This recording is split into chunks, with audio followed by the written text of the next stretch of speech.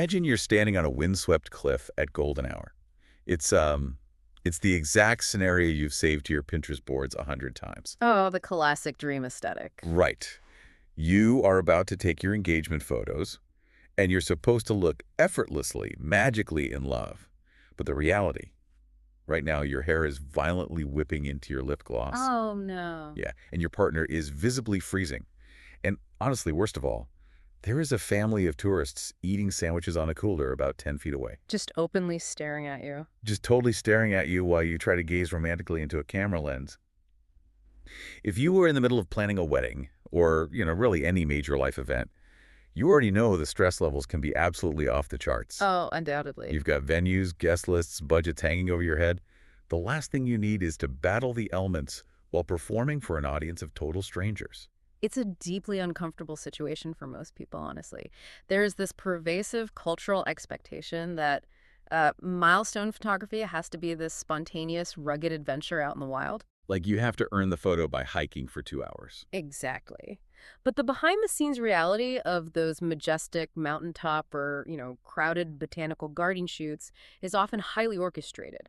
It's heavily dependent on entirely unpredictable variables, and frankly, it's anxiety-inducing for the people actually paying for it. But what if you could take one of the biggest sources of that pre-event anxiety and just completely eliminate it? Like, what if the secret to getting those perfect magazine quality high-end photos wasn't about hiking up a mountain at dawn, but simply about moving the entire operation indoors? That is the big question right now. Yeah, so today we're doing a deep dive into a really comprehensive guide we got our hands on.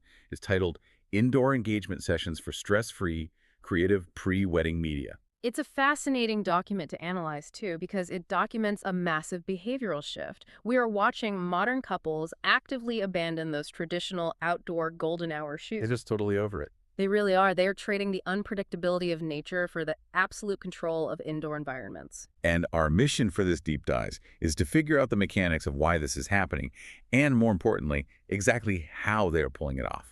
We are going to uncover the hidden psychology of being photographed, the physics of indoor lighting techniques, and the creative strategies that make these specific photos look incredibly expensive. Rather than looking like you just snapped a quick picture in your dark hallway. Right. Okay, let's unpack this.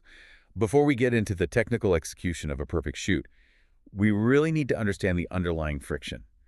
Why is this indoor trend exploding with such momentum right now? Well, to really grasp the motivation, we have to look at the physiological and psychological differences between an outdoor and an indoor experience.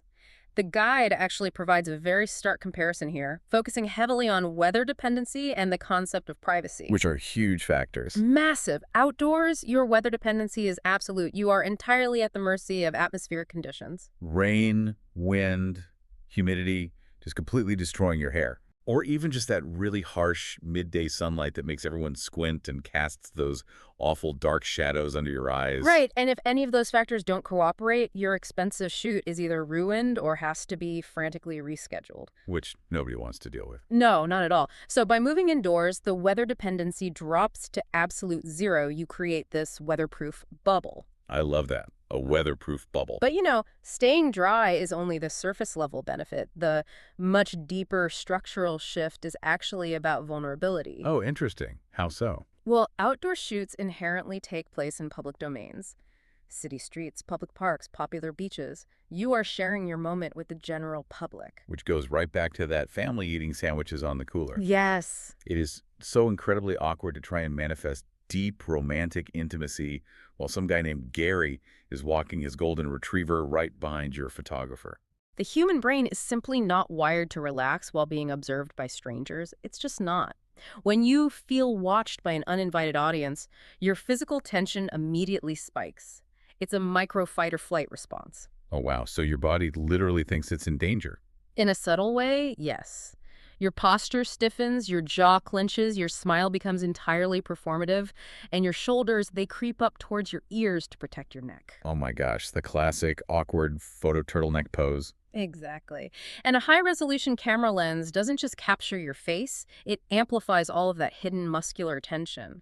So what an indoor session does is offer absolute privacy. It completely removes the public crowd factor. And what does that do to the body?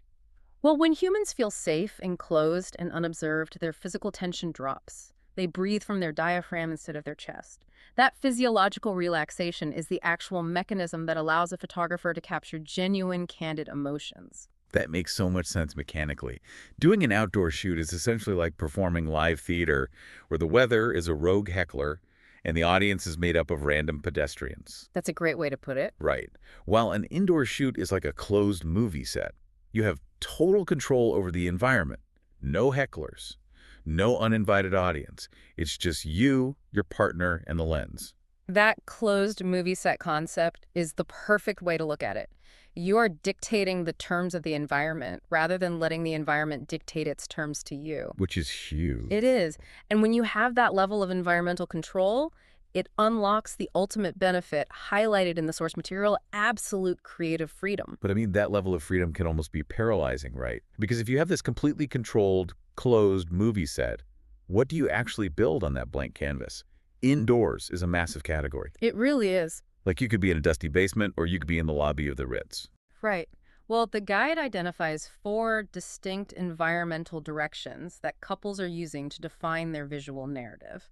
And each one serves a very specific emotional purpose. Okay, what's the first one? The first category is what they term cozy home vibes. Okay, wait, I have to push back on this cozy home idea right out of the gate. Fair enough. Because I hear cozy home, but part of me thinks if we shoot on my actual couch where I binge watch TV and eat takeout, I'm not going to feel like a glamorous, sophisticated person about to get married. You're going to feel like it's a normal Tuesday. Yes, I'm going to feel like it's laundry day, there's mail on the counter, dog toys on the rug. Does that homey vibe sometimes backfire and just look, I don't know, cheap? It absolutely backfires if you treat it like a documentary of your Tuesday afternoon. Right. The source addresses this exact pitfall with a vital operational rule. You must aggressively declutter the space. Aggressively declutter. Yes. You are not trying to capture the reality of your daily chores. You are trying to capture the romanticized essence of your home. You hide the mail. You remove the dog toys. You curate the books on the coffee table. So you really are building a set that just happens to be inside your house. Exactly. When executed correctly with soft light, maybe some candles, and a textured blanket, it grounds the photos in a deeply personal, intimate authenticity that feels incredibly grounding. So it's a highly curated reality. Yeah. We're basically editing out the mundane. Precisely the goal. Now, if you want to swing to the complete opposite end of the aesthetic spectrum, the second option the guide explores is studio elegance. Oh, so renting an actual space. Right. Renting a commercial photography studio with sweeping, minimalist backdrops, think seamless, classic white walls, or incredibly moody, dark, textured surfaces. Why does a plain white wall look so much more expensive and professional than a beautiful park, though? What is the visual trick happening there? It has to do with cognitive load for the viewer. A minimalist studio backdrop removes all environmental context. There are no trees, no buildings, no distractions for the eye to process. Just the people. Exactly. By stripping away the background, it forces the viewer's brain to focus 100% on the geometry, the fashion, and the emotional expression of the subjects. It elevates the couple into a piece of standalone art. That is brilliant. It's addition by subtraction. It really is. And if you don't want minimalism, the third option they list is the luxury hotel shoot, right? Yes, and this is for capturing pure high-end sophistication. Like posing on a grand marble staircase. Or sitting on bespoke modern furniture in a luxury suite. Or leaning against a high-end cocktail bar. It injects an inherent cinematic glamour into the media. And what's the fourth category? The final category is themed sessions, which utilizes the indoor control to build an entirely artificial world. Well, like dressing up in period costumes. Yeah. You might lean into a vintage 1920s romance aesthetic, a high-fashion editorial style with harsh flash photography, or incorporate seasonal decor if you want a cozy winter cabin feel. That sounds like so much fun. It is. What's fascinating here is how the physical location entirely dictates the emotional narrative you are communicating to the world. Because a photo of you in a tailored suit or an evening gown on a grand hotel staircase tells a completely different story to your friends and family than a photo of you barefoot in your living room laughing over a ceramic coffee mug. Absolutely. You are literally customizing your personal brand as a couple. You are choosing your narrative, but, and this is a big but, Simply choosing a location and cleaning your living room doesn't guarantee a great photo. Right. The guide transitions very heavily into the technical execution required to make these spaces work. Which we definitely need to cover, because I think everyone has taken a photo indoors that just ended up looking flat or sickly yellow or just like a dark, grainy smartphone snap. Oh, we've all been there. So how do we actually build the technical blueprint to ensure this media looks professional? I mean, if I don't happen to have a massive floor-to-ceiling bay window in my apartment, am I just stuck with the fluorescent glare of my ceiling fixtures? Ceiling fixtures are the enemy of good photography. Good to know. Yeah, they cast shadows straight down, creating dark circles under the eyes. The guide breaks the mechanics of indoor photography into two critical pillars: mastering light and engineering the wardrobe. Let's start with the physics of lighting. Okay. The source identifies three distinct lighting strategies you have to employ. The first, as you mentioned, is natural window light. When you can get it. When you can get it. Positioning subjects near large windows provides a directional but highly diffused light. Diffused meaning soft. Right. The glass and the distance soften the sun's rays, which gently wraps around the contours of the face, smoothing out skin textures and providing a very romantic glow. Sounds ideal. It is. But because we are eliminating weather dependency, we cannot rely solely on the sun. This requires the second strategy, artificial lighting setups. Okay, can we get an ELI 5, explain it like I'm 5 on artificial lighting? Sure. Because when I hear artificial light, I instantly think of a harsh camera flash that washes out your face and gives everyone red eyes.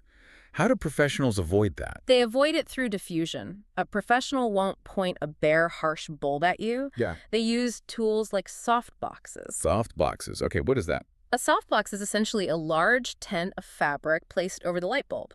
It takes that tiny, intense, unflattering pinpoint of light and pushes it through a large, translucent baffle. So it spreads it out. Exactly. Suddenly, your light source isn't the size of a golf ball, it's the size of a refrigerator. Oh, wow. That massive, soft wall of light literally wraps around the human face, gently filling in the shadows under the chin and the nose without blinding the subject. It creates dimension without harshness. Wow, so the larger the light source, the softer the shadow. That makes perfect sense. It's pure physics. And the source mentions a third lighting element: warm ambient light. Things like fairy lights, small table lamps, or candles. I assume those aren't there to light your face. They are not. If you only light the subjects, they look like they're floating in a black void. Which is a bit creepy. Very. Ambient lighting is used strategically in the background to create physical depth. A slightly blurred lamp glowing warmly in the background behind you tells the viewer's eye that there's three-dimensional space in the room. It prevents the image from looking flat and lifeless. Okay, so we've got the physics of the lighting dialed in. The soft boxes are wrapping light around us. The background has depth. Let's talk about the second technical pillar, the wardrobe. This is a crucial one. Because the guide has very strict rules here. They heavily emphasize wearing neutral and soft tones indoors. Beiges, whites, muted pastels, earth tones. Why is color such a big deal when you shoot inside? It comes down to the physics of color reflection, often called color casting. Color cast. Yeah. When you are outdoors in an open field, light hits your shirt and dissipates into the atmosphere. When you are indoors, you are in a contained box. Right. If you wear a bright, highly saturated neon green shirt, the light from that softbox is going to hit your shirt, pick up that green color, and bounce it directly up onto your partner's chin and onto the white walls behind you. Oh, so you literally turn yourself into a green flashlight, making everyone look vaguely seasick. Exactly the problem. Neutral colors, whites, creams, soft browns, absorb and reflect light purely. They don't contaminate the environment with rogue colors. That is so interesting. Furthermore, from a psychological standpoint, neutral tones lower the visual noise of the image. The viewer's eye isn't distracted by a loud pattern. It goes exactly where it is supposed to go, straight to the emotional expression on your faces. It creates a timeless editorial aesthetic. They also mention a wardrobe rule that I found incredibly relieving. They state outfits should feature matching color palettes, but should absolutely not be identical. Yes. The era of the entire family wearing identical white polo shirts and matching khaki pants on a beach is thankfully behind us. It really was a dark time for photography. It was. Wearing identical outfits makes you look like you're at a corporate retreat or, I don't know, wearing a uniform. It's jarring. It pulls you right out of the romance. Exactly. The way I visualize their advice is like pieces of a jigsaw puzzle.